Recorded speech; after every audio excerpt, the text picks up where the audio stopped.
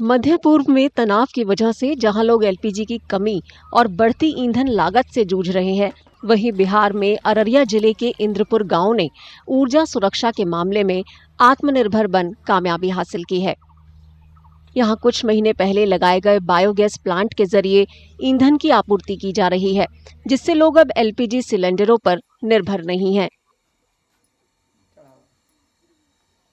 तो हम प्लांट बैठा लगा 45,000 का इसमें लागत हुआ। उसमें 21,000 कुछ रुपया सरकार की ओर से अनुदान राशि है। लगभग 3-4 महीना से 5 महीना से हमको खाना बढ़िया बन रहा है।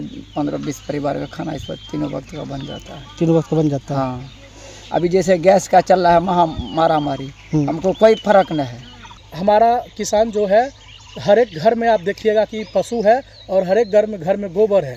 गोबर का उपयोग किसान जो है उपला बनाने में या जलावन बनाने में करते हैं, लेकिन हम उसको प्राकृतिक खेती की और उसको हमने बढ़ावा देने के उद्देश्य से इसको हम लोगों ने गोबर गैस बनवाया किसानों से, और किसान आज गोबर गैस बना करके इससे अपने घरों में अमूमन 30 से 35 परिवार जो है उसका भरण, मतलब इसी से खाना उनका बनता है दोनों टाइम।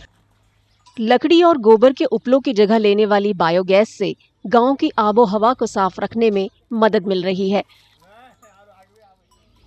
लोगों के लिए सुकून लाने वाले इस बदलाव ने एक मजबूत विकल्प के तौर पर मिसाल पेश की है।